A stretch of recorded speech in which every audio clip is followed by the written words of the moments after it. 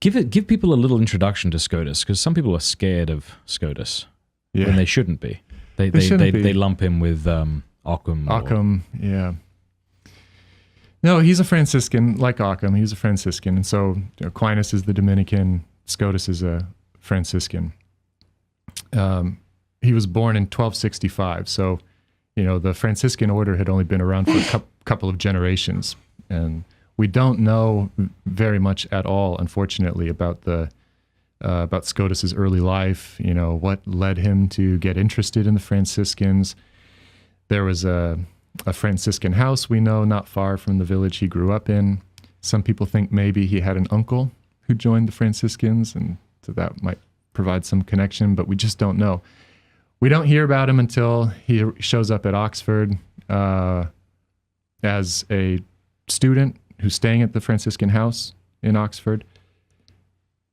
He was ordained priest in 1290, and on the assumption that he was ordained as early as he could have been, about 24, 25, I think, at the time, then we can work backward and think and surmise, as most scholars do, that he was actually pretty young when he went to Oxford, or probably 14 or 15 years old.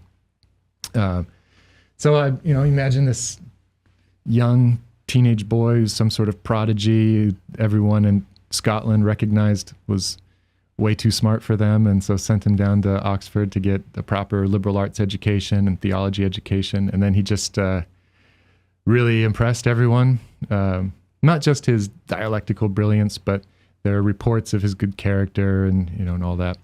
So he was sent from Oxford to the University of Paris, and Oxford and Paris were at least for theology, were the two main universities, the sort of highest powered universities in Europe at the end of the 13th, beginning of the 14th century.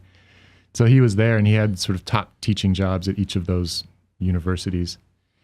But he was a Franciscan first and foremost, and was assigned to Cologne, Germany, when he was about 41, 42 years old, which was kind of an intellectual backwater.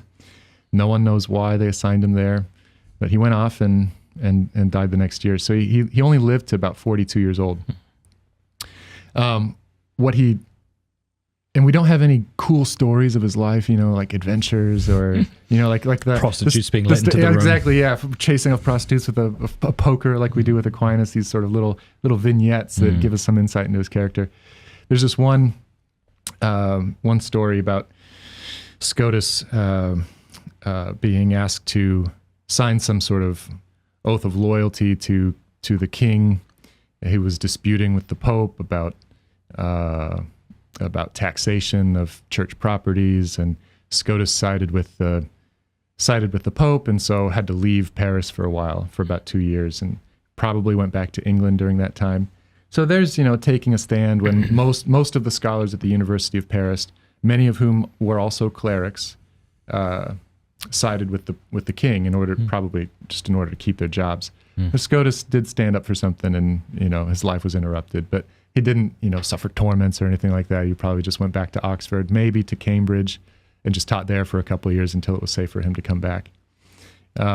There's what is probably an apocryphal story about when the news came that Scotus was supposed to up and move to Cologne.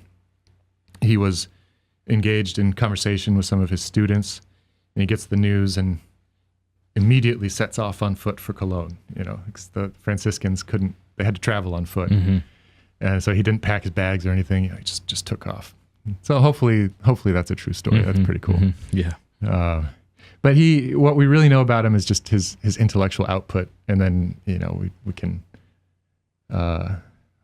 maybe make inferences about his personal life, in at least in the sense of his inner religious life on the basis of his theological writing. But the genre in which he wrote was very academic, very scholarly.